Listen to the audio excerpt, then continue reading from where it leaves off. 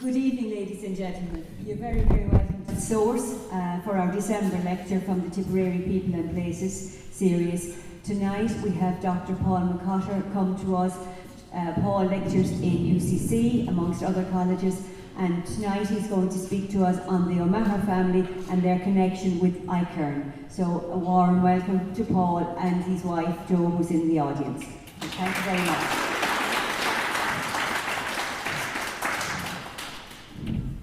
Good evening, everybody. The talk that I'm giving tonight is actually based on an article that I published in the Tipperary Historical Journal in 2013. Now there's some new stuff added tonight to that. Okay. If you have any queries or if you want to follow up with anything that you might hear there tonight, most of it is in the Tipperary Journal for 2013. Okay. The surname has two spellings, two variant spellings. It's always been the way.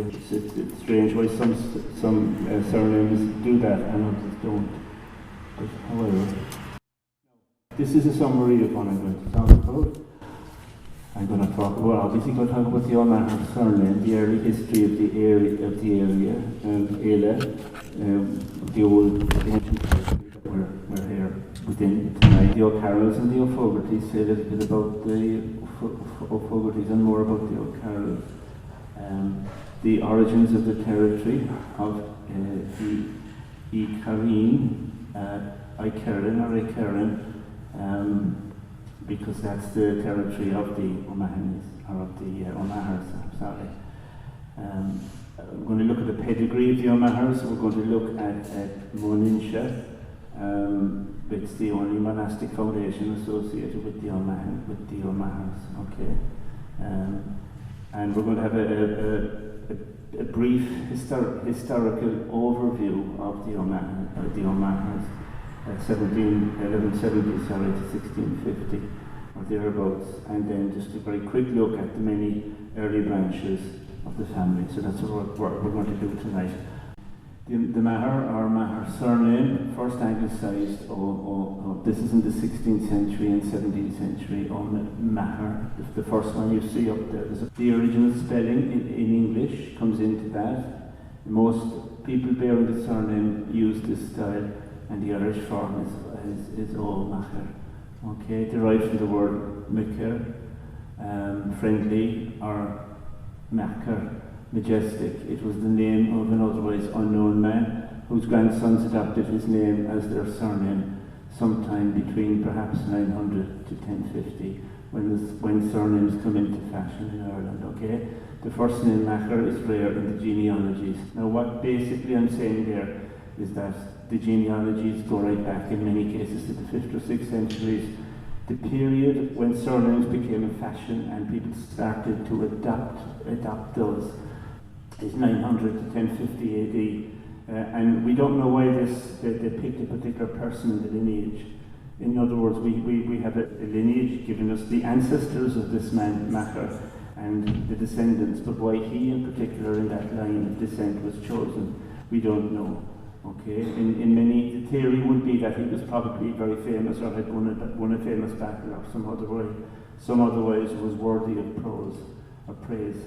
So probably the most likely reason why this man bore that surname. Okay, it is rare in the genealogies.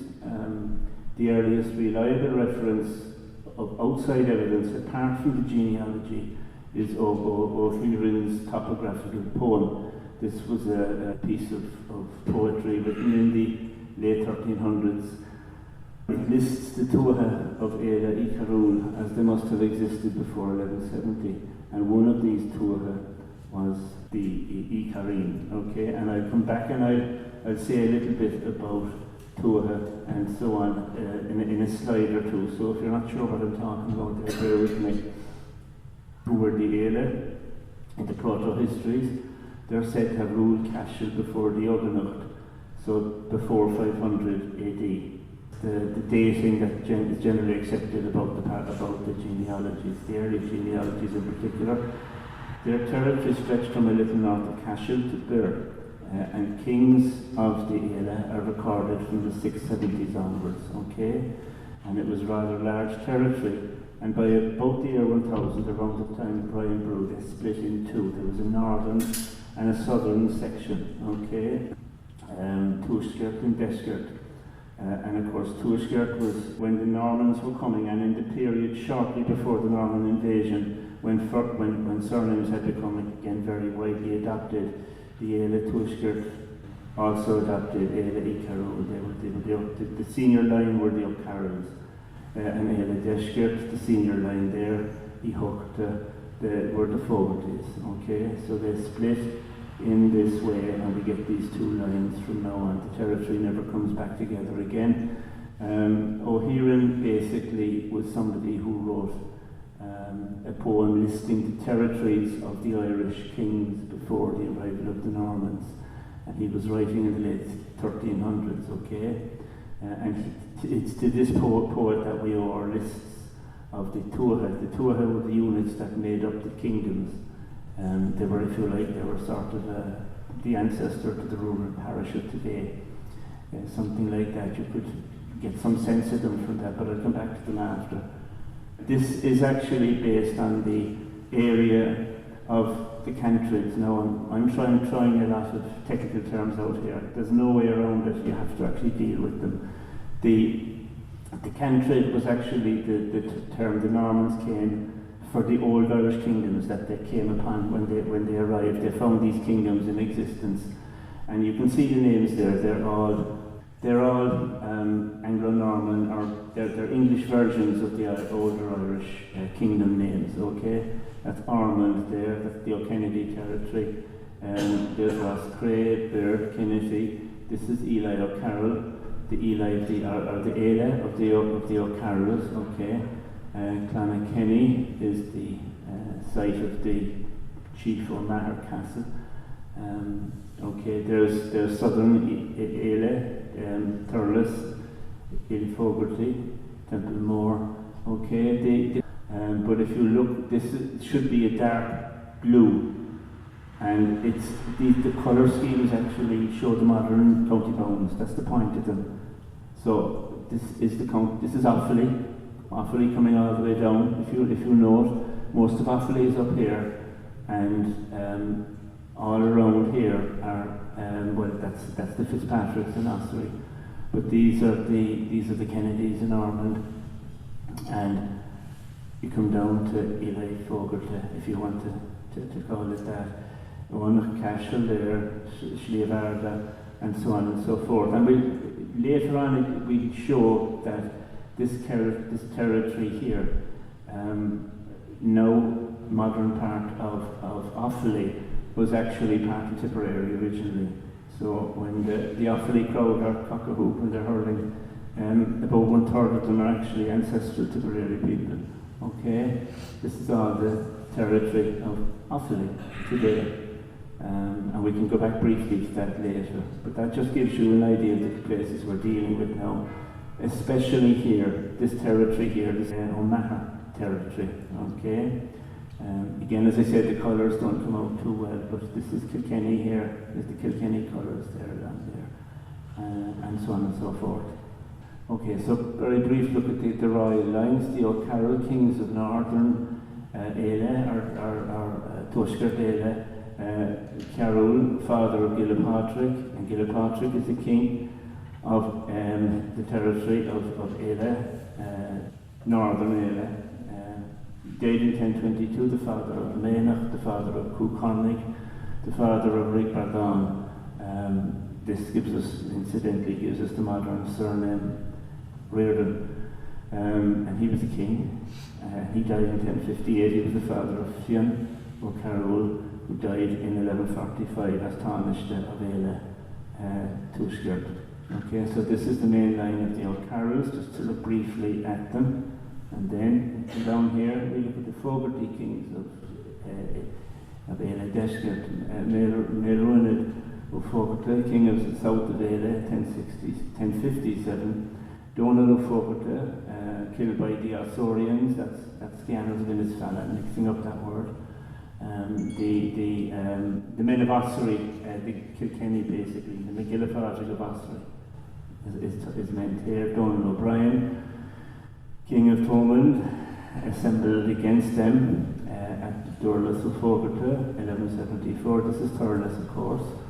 And the family survived at Castle Fogarty in Ballycahill almost to the present day. As I understand it, they were selling it a few years ago. I don't know how that ended out.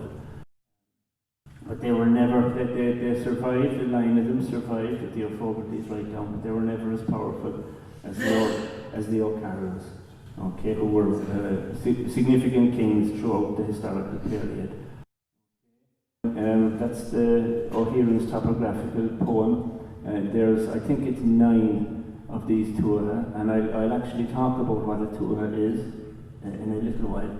It's a rural territory basically, and there were 9 of them, okay, in northern Éile. Now, so there's the first one, Kinel Arga, and the Taoiseach family were the O'Flanagans, and the term Taoiseach was actually, it meant the rulers of a particular tuath. Each tuath had a ruler, and I'll come to that.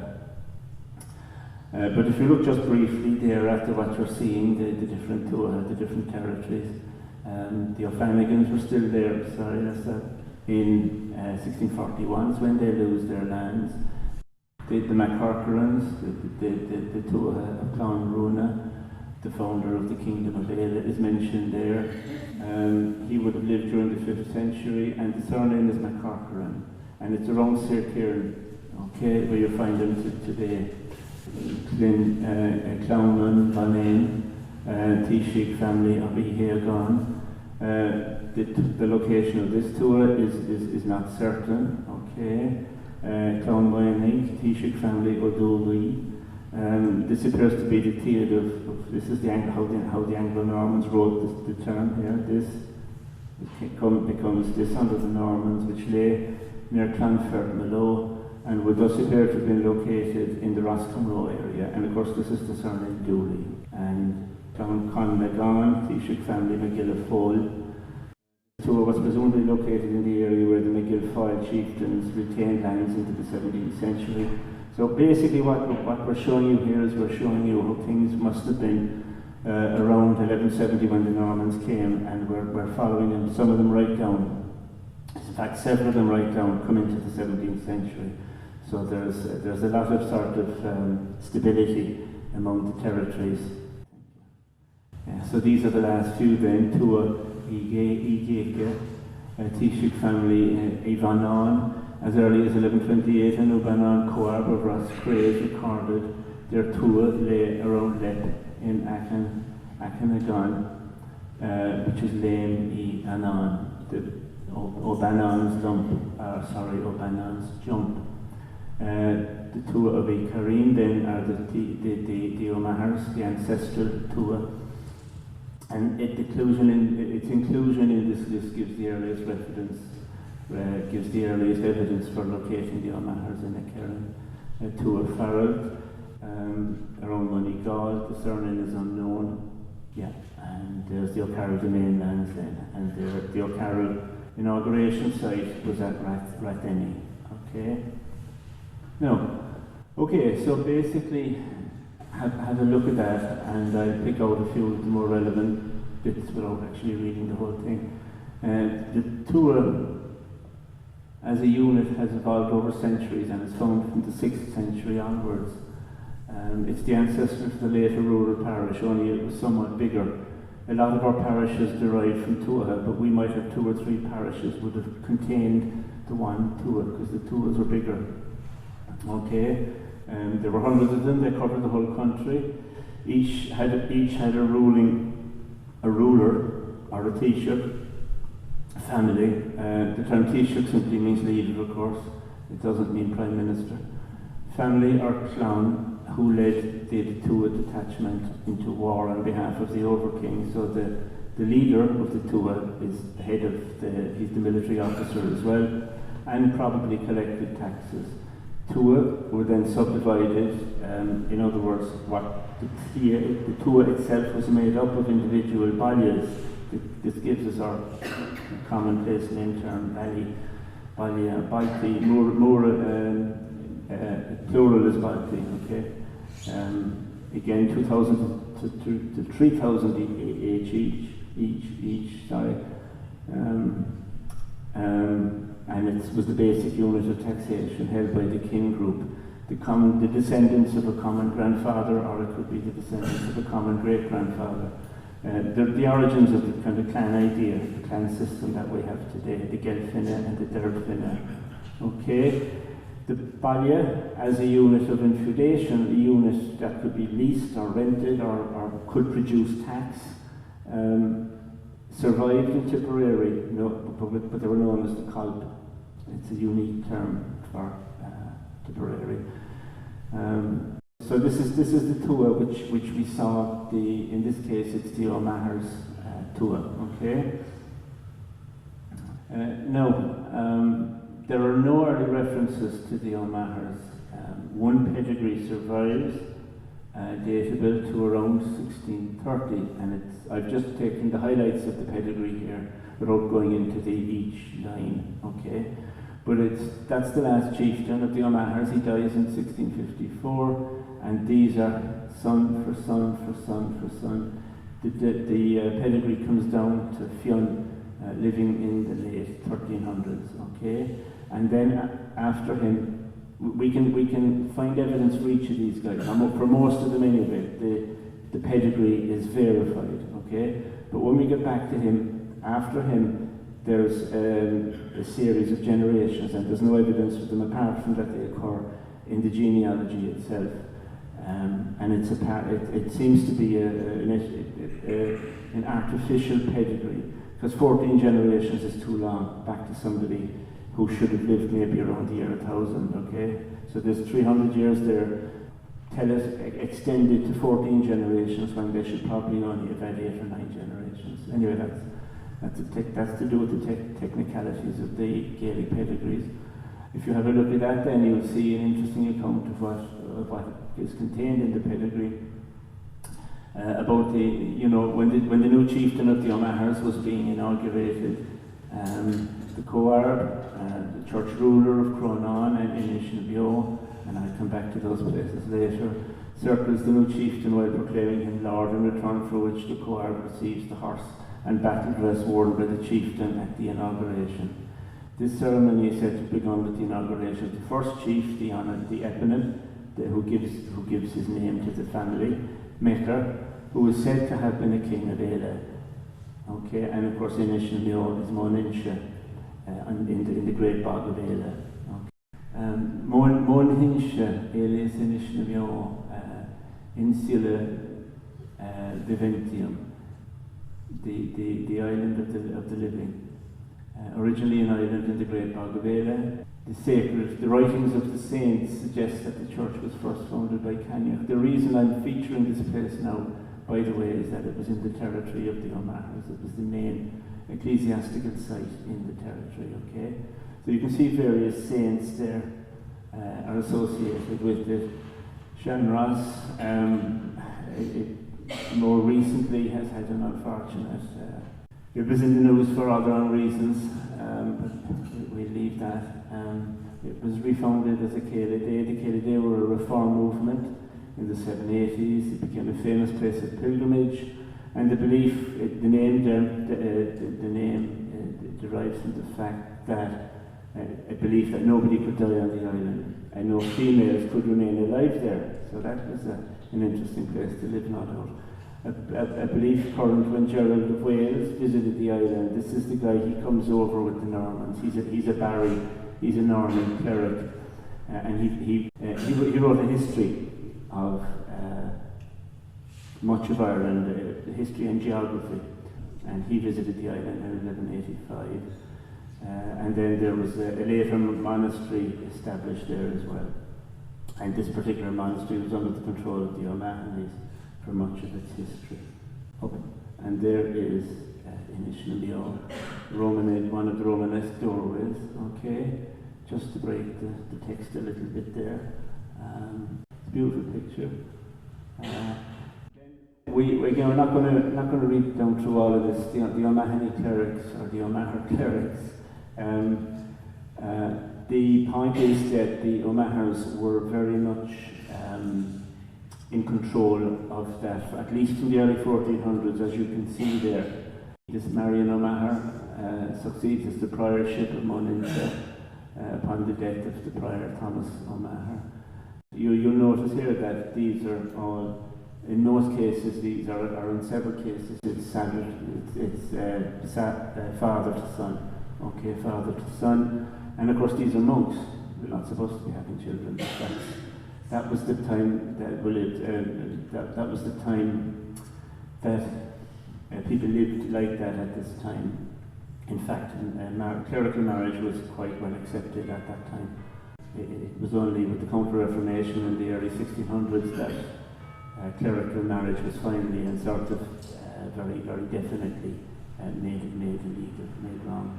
Okay, so that's all of them there that are associated with the monastery. There's somebody here now, Donald O'Maher, and he was the son of Dermot O'Maher, who behaves as prior of Monaincha. And these documents here, most of them are Vatican documents from Rome. Okay, so that basically is, and there's another one in the very bottom line. He was the son of a prior and an unmarried woman. You know, so his father was the cleric, and his mother was unmarried.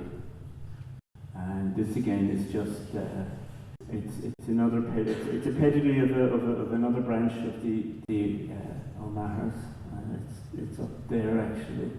John transplanted to Connacht, was the son of Roger, son of John, son of John, son of Donald, son of Gillen and Nave. And Gillen and Nave is living in 1551. And these are, this is the Great Bog of Ada, and you can't actually quite see it there, but the island is out. I think that might be it there. The island is out in the middle of the bog. And there's this particular fine branch of the family lived in Cloneen Castle. It's there. Cloneen, look at the corrupt form, it's there. And again, the fact that they were living in a colp that was taxed as a colp suggests that it was 500 or 600 or 700 years old. These are very, very old units we're dealing with. Okay, so that's that. If you're interested in the map, you can get all those maps now. Trinity College Down Survey, TCD Down Survey. You can get it. You can unlock all these historical, very beautiful maps. Containing a lot of information as to the landowners in Ireland immediately before Cromwell comes and dispossesses most of them. The shape of the original Ikerrin and its later expansion. This is what let me just get this now. The Normans kept the tuath in many cases, but they changed slightly how they wrote it and how they pronounced it. And the original tuath of Ikerrin, or Ikerrin if you want, consisted of these two parishes. Okay, thus the original area of the tuath remained unchanged for a considerable period of time. Around 1200, Thomas the Hereford was Lord of 10 night fees, and 5 here in Ikerrin as it's written. And he had received these in marriage with Beatrix, daughter of Theobald Walter I. So this is the Normans taking over the O'Maher territory. What's actually happening here. Around 1200, Theobald Walter is the first butler. Okay, and after this Thomas here dies, Thomas the Hereford was out here, Beatrix marries Hugh Fitzwalter Purcell. And these are the ancestors to another well-known Tipperary Anglo-Norman family, the Purcell Barons of Lochmoe. And again, they inherited Ikerrin there. And in 1298, John Purcell is Lord of the tuath of Ikerrin. Okay? Okay, and whereas he also was Lord of Corkahina, roughly between Templemore and Thurles. So there is no actual evidence of Anglo-Norman settlement in Ikerrin itself.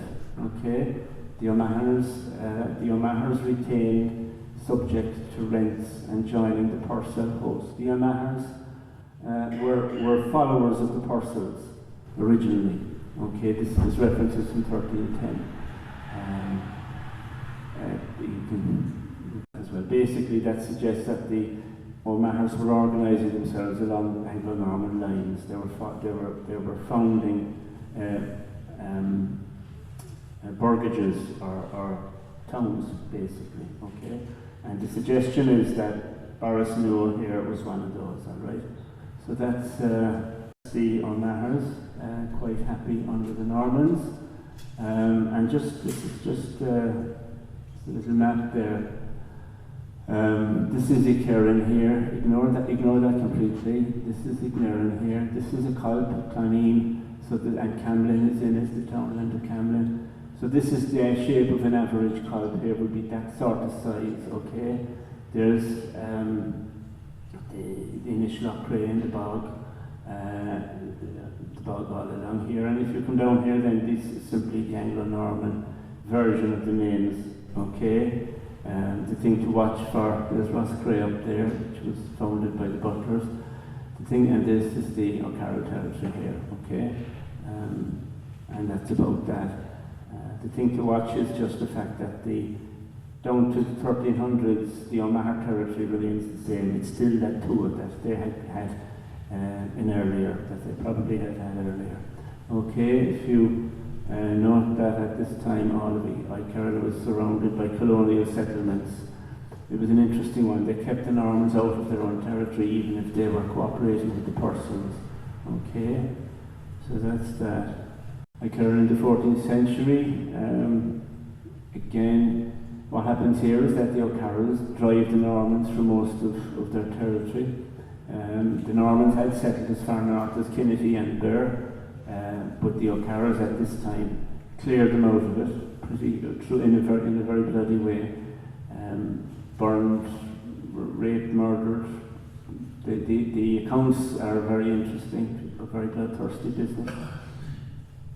What it meant was that all of a sudden the O'Mahers were living on a border. To their north there were the O'Carrolls, and to the south there were the Butler lords, and they were sort of stuck in the middle. And this marks out the O'Maher. This marks out the O'Maher history for another couple of hundred years. This is the team all the time. They're powerful people on both sides, and they're trying to keep their own independence between the lot of it. More modern tortuous county boundary. This is the boundary between Tipperary and Offaly. Seems to represent the divide of lands between the O'Carrolls and the O'Mahers. From this time there was some kind of an alliance. In this period here, the O'Mahers threw off Purcell overlordship, and they're described in 1372 by the Dublin administration as O'Mahers are rebels when a royal army acted in Munster, okay? But the Butlers retained Roscrea Castle and town and continued to claim overlordship of the O'Mahers. And the reality is probably that the O'Mahers played off the Butlers and the O'Carrolls to suit themselves, putting their own interests first all the time, as any self-respecting clan would at that time. In the 15th century, the first certain reference to an O'Maher chief is to Gillen and Naird, son of Diarmid, son of Fionn, in 1430, and he was the founder of the Franciscan Friary in Roscrea. So the O'Mahers were having some influence up in Roscrea as well. Indicates that they were cooperating closely with the Butlers, and this is an early reference. It's our earliest reference to the clan outside of the genealogy, okay? And all of the various other O'Maher lines can be traced back to this man Gillen and Naird there, living in the early 15th century.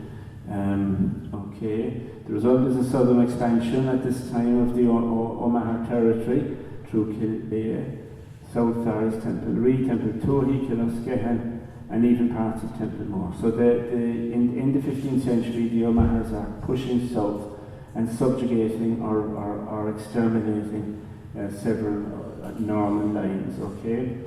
Now, having said that, several Butler and Morris families continue to hold lands in this new, bigger Ikerrin. This is an interesting one. Here again. That's the site of the castle, that's the chieftains. This is the chieftain territory here of the O'Mahers. This is the original tuath of Ikerrin here, as I've shown already, but not on the map. And this is the expansion of the territory, pushing to west, but especially pushing to south.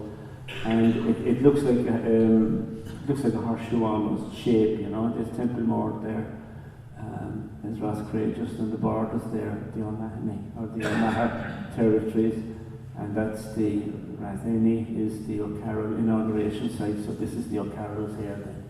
Okay, so this is what had happened between maybe the late 1300s and the early 1500s. This territory here had become this territory here. Okay, so the O'Mahers are doing well for themselves. Ignore the bit about the devil's bit. The main political dynamic in the area at this time is the dispute between the Butlers and the Carrolls as to the borders of their territory.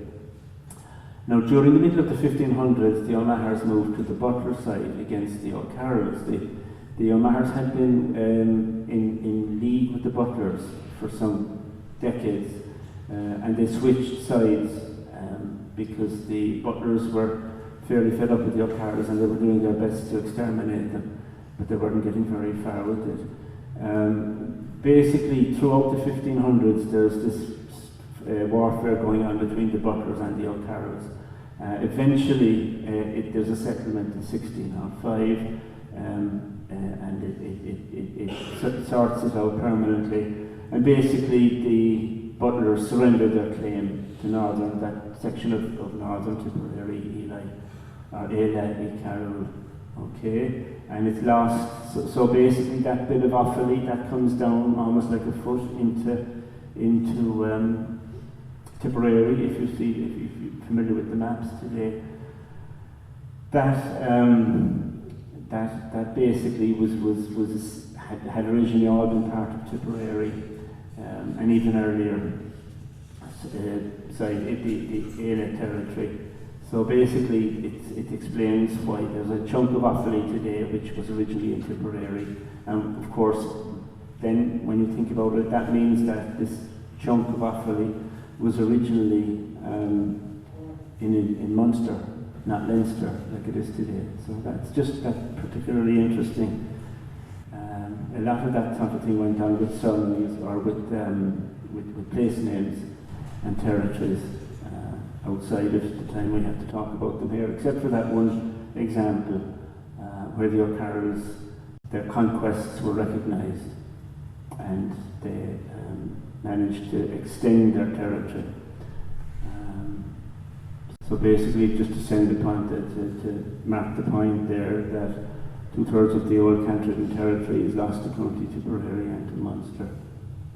Okay, so ramification, what does ramification mean? It means expansion. It means where clans become very numerous, and there's lots of younger sons, and there's lots of the chieftains would have had children by their concubines, children by their servants, children by everybody they get their hands on, basically, without being making too much of a point of it. Some surnames ramify, some don't. We don't know why, but the Maher certainly did. And basically, that just tells you there, you need to worry too much about that. It's a bit technical. The Half Barony is owned by the O'Mahers by the late 1500s. That's not clear how the chieftainship was allowed to move from generation to generation. In some cases, it was father to son, like the English model, or in the Irish model, it was the descendants of a common grandfather, who all would usually fight each other to win the chieftainship. The chieftain's line of the O'Mahers of Clonmackenny was where they maintained a chief tower house, and they had others at Oldcastle and Rathnaviog. And then you had a lot of junior branches of O'Mahers, and there's a whole list of them there that I won't read through. I think there's 16 or 17 of them in total. Okay. So basically, this is from records of the late 15, early 1600s now. So basically, the O'Mahers have extended or expanded to that extent there. All of which explains why the surname is so common in Ireland to this very day, you know. And again, this is a connected map to the one I was looking at a while ago. This again is the original territory of the O'Mahers, and these are the additions, and ignore the fact that, oh, they're all black, that starts that out. The triangles, the black triangles, are the location of the different areas. The chief lands are the physical location of all of those offshoots that I showed, all those junior branches in the last slide there. So you can see there was lots of them, lots and lots of them, very popular. And this is again the chieftain's place here, right in the centre. There's Roscrea, there's the Ikerrin territory there. Okay. Just to put that in context, if you remember, it was horseshoe-shaped almost. And there it is again. There's the O'Mahony territory, horseshoe-shaped. These are the Fitzpatricks of Osriga. These are the O'Carrolls here. Okay, the O'Kennedys in Ormond. And of course, look at the Earls of Ormond, the butlers, how powerful they are. Butler of Care, Castle, Butler of Dunboyne, and this is the O'Moores up in Laois. Okay, so this is how the O'Mahers fit in. These are branches of the Burkes, the O'Dwyers here, and the Mulryans there. All right, just to put it into perspective, and to see how they fitted with the different lordships around them. Again, they're basically the O'Carrolls and the Ormonds, they're constantly at each other for 200 years. And the O'Mahers very cleverly, 1 minute they were with one crowd, and the next year they went back to the other crowd, and so on and so forth. And they managed, under cover of all this, to expand and expand and expand their territories, till their territories were 2 or 3 times longer than, or bigger, 2 or 3 times bigger than they had originally been. Okay, again, we're talking here about the junior branches or the cadet lines of the O'Cahers, of the O'Mahers, I should have said. Some of these cadet lines were significant, and there are tower houses there at Bully Bay. These are various places. There's 3 or 4 tower houses there. And yet others again, further, Glanbeha and Ballynakill, but these were in possession of other families by 1641. So that there's over a dozen tower houses associated, both currently or they are now gone, but are associated with the O'Mahers. They built a lot of castles on that territory because it was a very warlike territory and it was on the frontier. Okay. All was lost after 1654. John, the last O'Maher chieftain, held the Clonakilty estate in 1641 and was dispossessed by the Cromwellians in 1654, dying shortly afterwards. His only heir was a daughter, Ellen, who married with Gerard Fennell, who was a doctor, a medical doctor. He was the personal physician to the Earls of Ormond. And this is the last. There were, of course, O'Mahers associated with the Jacobite period and the wars of King James in the 1690s. But there wasn't an awful lot of them. Okay. Now I was talking about Trinity, the TCD maps. If you TCD down survey, if you just Google that, you'll get them, TCD down survey. And this is the half barony of Ikerrin in the county of Tipperary. Okay. And again, it's north is that way, so the thing is skewed. But again, look at the horseshoe shape. Okay. And this source will give you the different parishes, and it will give you a map in each parish so that you can see where the townlands were and what the names of the townlands were. So these maps were drawn up in the 1650s. There are gaps in them because they only had to record Catholic lands. They didn't record Protestant lands because there was nothing happening with the Protestant lands. They weren't being seized. It was the Catholic lands that were being taken. Okay? So that's why you will find, for instance, this is a big blank spot there because I think that was Ormond land. Okay? But then look at this parish here. Lots and lots of townlands. It shows bogs, it shows castles, it shows churches. Okay. The ancient core of Ikerrin, Clonakilty Castle, Mill and Church. There's the castle there, there's the church. The juxtaposition of castle and church is well known in medieval Ireland. very often the Lord would have the castle next to his own mansion house. Originally they were mansion houses, but during the 15th century they stopped. The mansion houses were not fortified. So when they started building the tower houses, early 1400s onwards, they abandoned the mansion houses and instead went and lived in the new tower houses that were being built. Okay. If you like that map, again, if you want to go to GEO5, GEOHIVE, that you can get it's the Ordnance Survey mapping website, and you can get all these historic maps, lots and lots of them up there. Okay, so that's Kenny. This lists the Maher households in Ireland in 1851. And the point here that's being made is each of these represents the presence of Mahers in the 1850s. Okay, so you can see how successful the surname is. If you find that there is an awful lot of a particular surname in existence in the records from the 15th and 16th centuries, these surnames to this day are usually among the commonest in Ireland. That's probably not surprising, but it needs to be said. Again, Maher households, and of course the Maher stroke, the MEAGHER spelling is included in this, in each property. And just look at the number, these are the numbers there of the households.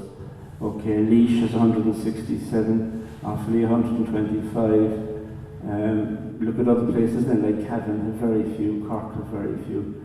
Look at Kilkenny, 387, and then you come down to Tipperary and there's over 1,200 Maher households there in the 1850s. Okay, and I have a strong suspicion that that's the end of our presentation.